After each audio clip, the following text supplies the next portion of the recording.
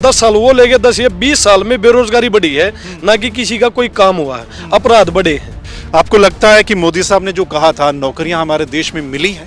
100 पाकिस्तानी और 1 राजस्थानी, वही हरियाणा काम करना चाहिए। अभी आज का मुख्य कारण यह रोजगार बेरोजगारी है। जो नेता लोग फील्ड में आ रहे हैं, कोई नेता बात कर रहा है शिक्षा की कि हम शिक्षा का स्टैंडर्ड ऐसा कर देंगे, यूनिवर्सिटी कॉलेज स्कूल का स्टैंडर्ड ऐसा कर देंगे। इससे राजनीति का लेवल ही बदल गया है। हाँ, लोग जात पात और धर्म के नाम पे वोट देते हैं। हर जगह ड्रग्स सप्लायर कर रहे हैं वो, हर जगह हमें खरीदने की कोशिश कर रहे हैं किसी ना किसी तरीके से।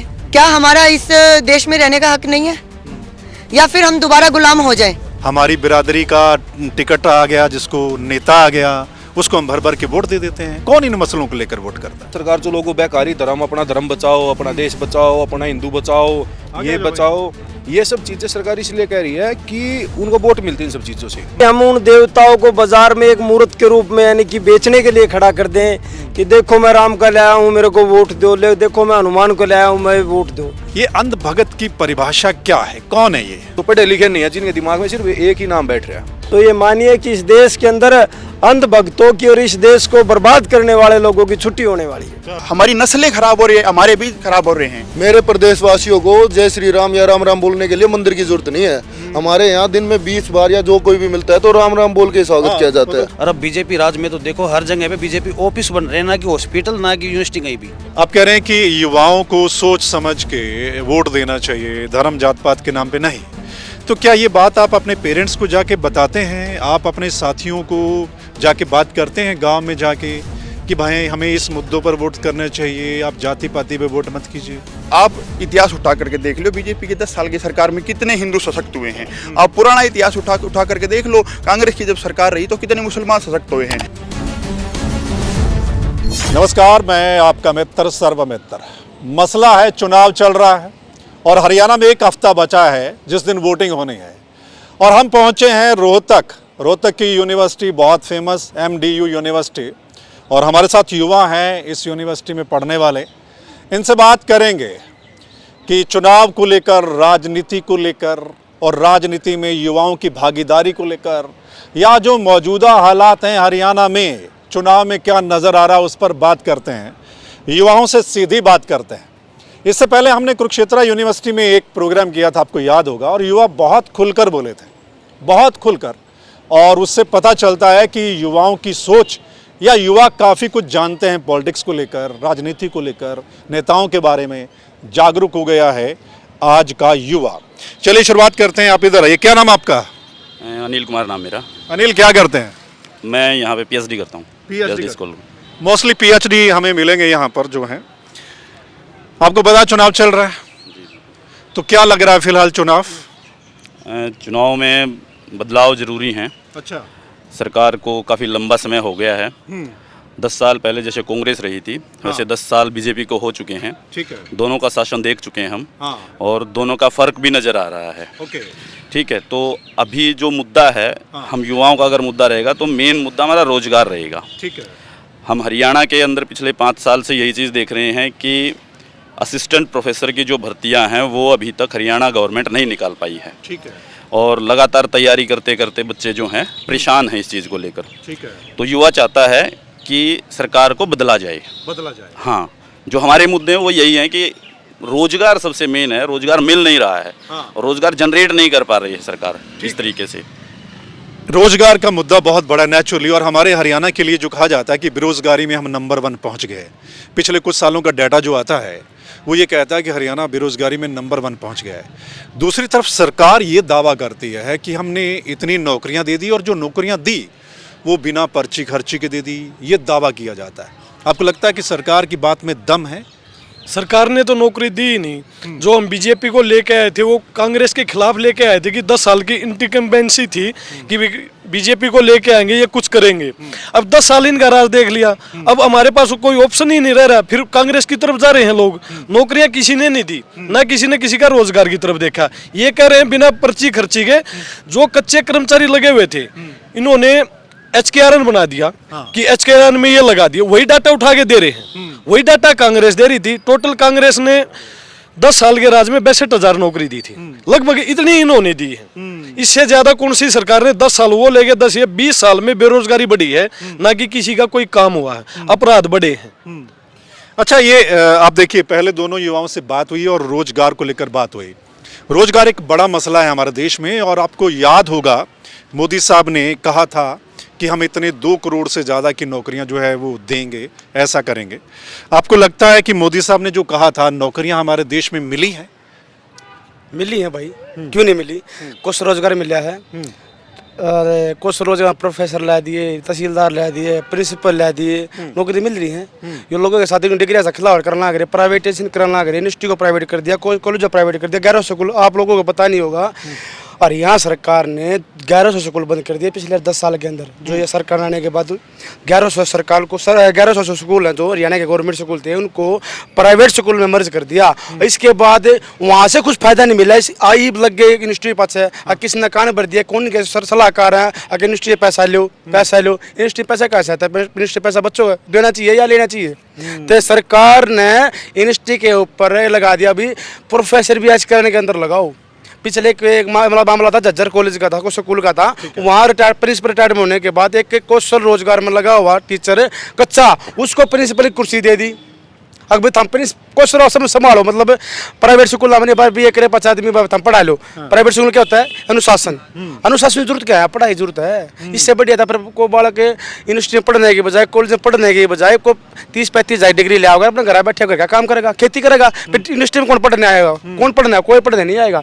तो सरकार से मैं यही अनुरोध कर रहा था, एक नहीं कहते, जैसे राजस्थान की कहावत है, राजस्थान आए 5 साल के अंदर सरकार चेंज करता है ना चेंज, तो वही काम हरियाणा वाला करना चाहिए। 100 पाकिस्तानी, 1 राजस्थानी, 100 पाकिस्तानी और 1 राजस्थानी, वही हरियाणा काम करना चाहिए। अभी आज का मुख्य कारण यह रोजगार, बेरोजगारी है। फिर ठीक रहता है 5 साल में चेंज सबके हवाले काम करते हैं, सबके हवाले करती रहेगी, सबने मेरा काम करेंगे, आधा काम उस पे लिया, आधा उस पे ले ले, ये चलता रहेगा। सबको जरूरत है कि हमारा जनता की आवाज भी उठती रहेगी, जनता के काम भी होते रहेंगे। तो भाई मेरी यही शायद दरख्वास्त है, जितने युवा भाई सुन रहे हैं, तो सरकार को चेंज कर, क्योंकि अगर वोट डालने से पहले मैं एक ही बात बोलूँगा, लास्ट बार बोलूंगा, अगर जितने भी युवा भाई सुन रहे हैं मेरी बात, अपना वोट उस तक घेरियो जो थारे लिए खड़ा है, थार को बेरोजगारी दूर कर सकता है। आज जो शिक्षा और स्वास्थ्य की बात है, आज जो सरकार ने सभी कॉलेज यूनिवर्सिटी स्कूलों को बंद करने जा रही है, उल्टे स्कूलों को कॉलेजों यूनिवर्सिटियों पर सरकारी बनाना है और रोजगार दे। और जितने भी हैं, अपना वोट कीमती है, थारा वोट कीमती है, तो अपना उसको दे जो थारे लिए आवाज बन सकता है। बीजेपी कोई आवाज नहीं है, मैं बीजेपी की करती नहीं करा, ना मैं कांग्रेस की, मैं किसी पार्टी से नहीं हूँ, पर अपनी वोट देख के दे। तो मतलब शिक्षा और रोजगार 2 बड़े मसले हैं, और इस पर आप सुन रहे होंगे नेताओं को कितनी बात कर रहे हैं। जो नेता लोग फील्ड में आ रहे हैं, कोई नेता बात कर रहा है शिक्षा की कि हम शिक्षा का स्टैंडर्ड ऐसा कर देंगे, यूनिवर्सिटी कॉलेज स्कूल का स्टैंडर्ड ऐसा कर देंगे, सरकारी स्कूल को इतना अपग्रेड कर देंगे हम, और रोजगार की बात करते हैं। और फिलहाल आपको क्या लगता है, हरियाणा में 10 सीटें, क्या लग रहा है? सभी साथियों नमस्कार, मैं सुधीर डिल्लू, NSO पार्टी से। ओके। आज के राजनीति का लेवल इन्होंने बिल्कुल जाति और धर्म पे कर दिया है। बेरोजगारी की, शिक्षा की, स्वास्थ्य की कोई मुद्दा नहीं उठा रहा। 1-2 पार्टियां इन मुद्दों को उठाती हैं, लेकिन जो हिंदुत्व का और ये मामला है जात पात का, ये बिल्कुल लोगों के भावनाओं में बैठा दिया गया है। इससे राजनीति का लेवल ही बदल गया है। लोग जात पात और धर्म के नाम पे वोट देते हैं, लेकिन वोट देनी चाहिए हमेशा जो आपके विचारों को, जो आपके अधिकारों के लिए लड़े। जैसे युवाओं का मामला, युवा इतने सक्षम है, 18 से 30 करोड़ की जनसंख्या युवाओं की, वो किसी सरकार को हटाने में और बनाने में अपनी सक्षत रखते हैं कि हम इस सरकार को बना भी सकते हैं और हटा भी सकते हैं। ठीक है। युवाओं से यही विचार रख रहा हूँ मैं तो कि भाई उनको वोट दो जो आपके अधिकारों के लिए। हमारा देश क्या इस मुद्दे पे वोट करता है? आखिर में तो वही धर्म, जात पात, हमारी बिरादरी का टिकट आ गया, जिसको नेता आ गया, उसको हम भर भर के वोट दे देते हैं। कौन इन मसलों को लेकर वोट करता है? यही तो सोच बदलनी है युवाओं ने। युवा एक ऐसी पीढ़ी है कि वही सबकी सोच बदल सकती है। जाति धर्म न देख के अपने अधिकारों के लिए वोट करनी चाहिए। भाई मेरे अधिकार है, जैसे युवाओं के लिए बेरोजगारी है, रोजगार देने के लिए जो लड़े, छात्र हैं, फीस है, छात्रों की समस्या क्या होती है, फीस की होती है, सुरक्षा की होती है।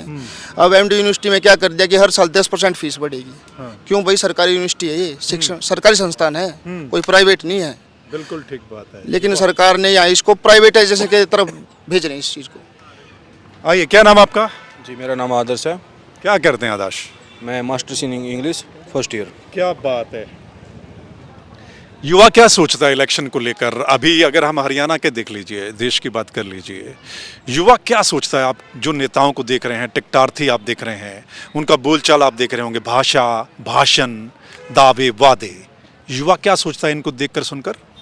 मेरा तो सोचना ये है कि हमारे जो देश के युवा है, जब तक वे पढ़े लिखे नहीं होंगे, हर एक युवा शिक्षित नहीं हुआ, तब तक ये सरकार, कोई भी सरकार हुई, धर्म, जात पात, इन सब चीज़ों को आगे दिखा के इसके सारे वोट देती है। युवा जब तक सब हमारे देशवासी सब देश में सब शिक्षित हो गए, उसके बाद ये चीज़ खत्म हो सकती है। धर्म मतलब जो बहकावा सरकार जो लोगों बहकारी, धर्म, अपना धर्म बचाओ, अपना देश बचाओ, अपना हिंदू बचाओ, ये बचाओ, ये सब चीज़ें सरकार इसलिए कह रही है कि उनको वोट मिलती है इन सब चीज़ों से। इन चीज़ों से हमें बचना चाहिए। देखो मेरा मन, हमारा जहाँ मन करता वहाँ वोट डालो। जब तक पूरा देश हमारा शिक्षित नहीं होगा, तब तक ये अंधभगत है, जो लोग जिनको जो अंधभगत हो रहे हैं, उनको सरकार ऐसे ही बैम में रखेगी और ऐसे वे गलत जगह वोट डालते रहेंगे। हम ये चीज़ देख रहे हैं कि ये स्कूलों को प्राइवेट कर रहे, कॉलेजों को प्राइवेट कर रहे, इनको प्राइवेट करके क्या मिलेगा? जो अनपढ़, जो मतलब गरीब घर के बच्चे पढ़ नहीं पाएंगे, फिर अशिक्षित रहेंगे। अच्छा, आपने एक बात बोली, भगत, अनभगत, अंधभगत। ये अंधभगत की परिभाषा क्या है? कौन है ये? अंधभगत की परिभाषा ये जो अपनी वोट डालने से पहले नहीं सोचते, जो नहीं देखते इस नेता ने तुम्हारा क्या काम किया, क्या नहीं किया, उनसे कोई मतलब नहीं है। उन्हें मतलब सिर्फ एक आदमी अपना भगवान मान लिया कि उसी को के लिए सब कुछ करना है, उसी को देना सब कुछ अपना। वे अंधभगत है, जो पढ़े लिखे नहीं है, जिनके दिमाग में सिर्फ एक ही नाम बैठ रहा है। अच्छा, आइए, आप कह रहे हैं कि युवाओं को सोच समझ के वोट देना चाहिए, धर्म जात पात के नाम पे नहीं। तो क्या ये बात आप अपने पेरेंट्स को जाके बताते हैं? आप अपने साथियों को जाके बात करते हैं गांव में जाके कि भाई हमें इस मुद्दों पर वोट करना चाहिए, आप जाति पाति पे वोट मत कीजिए? नमस्कार जी, मैं विक्रम सिंह डुमोलिया, अध्यक्ष डॉक्टर अम्बेडकर मिशन रेज विद्यार्थी एसोसिएशन। सर्वप्रथम तो मैं आपका धन्यवाद करूंगा कि आपने जो वर्तमान का जो विषय है कि हरियाणा और देश के अंदर जो चुनाव हो रहे हैं उसको लेकर जो युवाओं के बीच में आए हो, क्योंकि आज इस देश का युवा सबसे ज़्यादा प्रताड़ित है, दुखी है, हताश है, निराश है कि देश के अंदर आप देखो जिस प्रकार भाई ने बात रखी कि भाई धर्म के नाम पर, राम के नाम पर, देखो सबकी आस्थाएं, सभी नारा दे देवों को पूजते हैं, नमन करते हैं, मानते हैं, लेकिन ये नहीं कि हम उन देवताओं को बाजार में एक मूर्त के रूप में यानी कि बेचने के लिए खड़ा कर दें कि देखो मैं राम का लाया हूँ, मेरे को वोट दो, ले देखो मैं हनुमान को लाया हूँ, मैं वोट दो। आप रोजगार को लाइए, आप शिक्षा को बढ़ावा दीजिए, आप स्वास्थ्य को बढ़ावा दीजिए, आप राष्ट्र के मुद्दों को ऊपर आइए।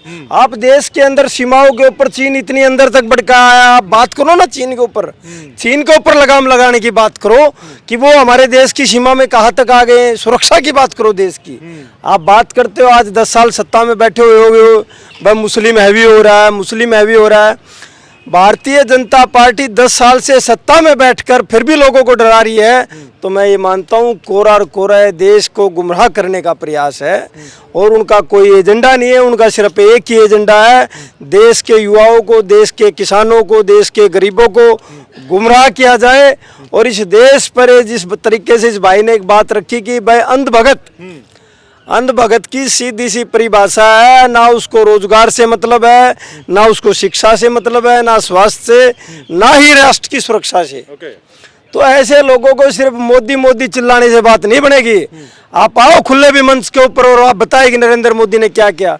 कह रहे धारा 370 हटा दी, बताओ तो सही मोदी के परिवार के कितने लोगों ने जम्मू कश्मीर में प्लाट खरीदे या भाई आपने हमने खरीदे। वहाँ के जो लोग हैं उनका जीना भी दुभर हो गया है। हमें देश के अंदर प्रेमता, बंधुता, समानता का संदेश देना चाहिए, ना कि कटुता का संदेश देना चाहिए। कई मुसलमानों के खिलाफ बोल रहे हैं, कई आप देखें हरियाणा के अंदर, मेवात के अंदर अगर जाट समाज के युवा और इस देश के प्रदेश के प्रबुद्ध साथी आगे नहीं आते तो हरियाणा में दोबारा मारकाट का माहौल तैयार कर दिया था। आप देखिए भारतीय जनता पार्टी का विदाई का समय हरियाणा प्रदेश नहीं देश में तय हो गया है। अब तो सिर्फ 4 तारीख के रिजल्ट का इंतजार कीजिए। जब वो रिजल्ट आए इसका तो ये मानिए कि इस देश के अंदर अंधभक्तों की और इस देश को बर्बाद करने वाले लोगों की छुट्टी होने वाली है। देखेंगे 4 तारीख को किसकी छुट्टी होती है। क्या नाम आपका? मेरा नाम दीपक मलिक है जी। दीपक क्या करते हैं? मैं PhD स्कॉलर हूँ मैथमेटिक्स। क्या बात है, PhD वाले हमें बहुत मिल रहे हैं। कोई मास्टर कर रहा है, PhD कर रहा है, पढ़े लिखे हैं, सब जानते हैं सिस्टम को जानते हैं, पॉलिटिक्स को जानते हैं। जितना पॉलिटिक्स को आप जानते हैं मलिक साहब, तो हरियाणा की मौजूदा पॉलिटिक्स क्या कहती है? बड़ा चुनाव होने जा रहा है हमारा देश का। देखिए, सबसे पहले तो मैं आपका इस MDU यूनिवर्सिटी में स्वागत करना चाहूँगा। सभी छात्रों की तरफ से आप एक संजीदा पत्रकार हो, प्रदेश के युवा और छात्रों की आवाज़ आप उठाते आए हो, आपका स्वागत करना चाहूँगा। दूसरी बात, रही बात राजनीति की, मैं लिटरली आपको दो बात बताना चाहूँगा कि दोनों पार्टियां डरे की राजनीति कर रही हैं। कि दोनों पार्टियों को युवाओं से, छात्रों से कोई वास्ता ही नहीं है। एक पार्टी कह रही है हिंदू खतरे में है, एक पार्टी कह रही मुसलमान खतरे में है, और असलियत में ना उस पार्टी को हिंदुओं से मतलब है, ना दूसरी पार्टी को मुसलमानों से मतलब है। उनको सिर्फ ये चीज़ें डरा धमका कर अपनी वोट पोलराइज करनी है।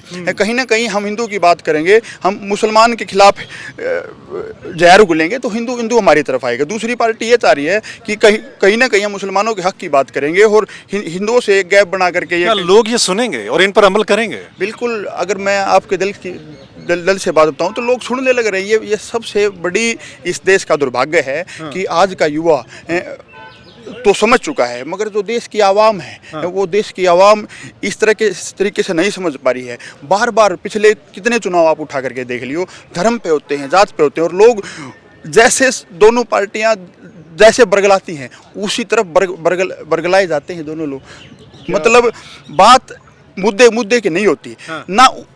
आप इतिहास उठा करके देख लो, बीजेपी की 10 साल की सरकार में कितने हिंदू सशक्त हुए हैं। आप पुराना इतिहास उठा करके देख लो, कांग्रेस की जब सरकार रही तो कितने मुसलमान सशक्त हुए हैं। असलियत में इन दोनों पार्टियों को इन धर्मों से, मजहबों से मतलब ही नहीं है। ये ना अगर चुनाव आता है तब इन मजहबों की बात कर रहे हैं। बगैर चुनाव के दोनों पार्टियां ना हिंदुओं की बात करती, ना मुसलमानों की बात करती। अरे तुम्हें अपने धर्म खराब होने की बात, हमारी नस्लें खराब हो रही है, हमारे भी खराब हो रहे हैं। चलिए, एक्चुअली चुनाव के समय विकास के नाम पर डिबेट होनी चाहिए और विकास के नाम पर वोट होना चाहिए। आपके पास आंकड़े हैं कि आपकी सरकार ने क्या किया और हमारी सरकार ने क्या किया। आप गिनाइए ना कि हमने ये किया देश के लिए और आपने ये किया, ये इंस्टीट्यूट्स बनाए, ये किया, वो। क्या नाम है आपका? जी, मेरा नाम हितेश लाठर। लाठर साहब क्या करते हैं? मैं जी LLM का छात्र हूँ, विधि क्या संकाय बात है, विभाग। कानून जानते हैं, लॉ जानते हैं। तो हमारे देश में कानून जो है सही तरीके से काम कर रहा है, युवा क्या सोच रहा है? सबसे पहले तो मैं आपका धन्यवाद करना चाहता हूं, क्योंकि आप निष्पक्ष पत्रकारिता करते हुए सबको बोलने का मौका दे रहे हैं, अपने विचार रखने का मौका दे रहे हैं। लोकतंत्र का चौथा मजबूत स्तंभ माना गया है ये मीडिया, अपना प्रेस। और प्रेस का बाकी आपको पता है कि सारा आज के दिन गोदी मीडिया हो चुका है, मोदी मीडिया हो चुका है। वही इन्हीं के कारण, मीडिया के कारण मोदी बना है। मदार यही है, लोगों की नजरें बांधने का कार्य करता है, वरना विकास के नाम पे इसने आज तक कुछ नहीं किया है। मतलब मीडिया काफी हद तक जिम्मेदार होता है अगर मामला गड़बड़ हो रहा है तो। मीडिया जिम्मेदार है काफी हद तक मामला गड़बड़ हो रहा है तो, क्योंकि 24/7 लोग सिर्फ मोदी और मोदी को देख पा रहे हैं। जो चीज नजरों में सिर्फ एडवर्टाइजमेंट के लिए मीडिया रह गया है। कोई मुद्दे उठाने के लिए आज के दिन मैं नहीं मानता नेशनल मीडिया कोई कुछ कर रहा है। कोई भी मुद्दा नहीं उठाया जा रहा है। दूसरी बात यह है कि चुनाव का मुद्दा क्या होना चाहिए। चुनाव का मुद्दा होना चाहिए विकास कैसे हो। विकास होगा शिक्षा का स्तर सुधरे, लोगों को रोजगार मिले, हेल्थ सर्विसेज मिले। लेकिन मेरे को नहीं लग रहा इन तीनों का मतलब क्षेत्रों में से किसी में कोई कार्य हो रहा है। बीजेपी अपना सारा चुनाव एक एजेंडा पर लड़ रही है, जय श्री राम, जय श्री राम। मेरे प्रदेशवासियों को जय श्री राम या राम राम बोलने के लिए मंदिर की जरूरत नहीं है। हमारे यहाँ दिन में 20 बार या जो कोई भी मिलता है तो राम राम बोल के स्वागत किया जाता है। सुबह से लेकर शाम तक राम राम चलता है। बिल्कुल। मेरे प्रदेशवासियों को जरूरत है कि उन्हें फसल का भाव मिले, बच्चे को नौकरी मिल जाए, वो अपना परिवार चला सकें। लेकिन इनमें से कोई कार्य हो नहीं रहा है। ना फसल के भाव मिल रहे हैं, ना बच्चों को रोजगार मिल रहा है।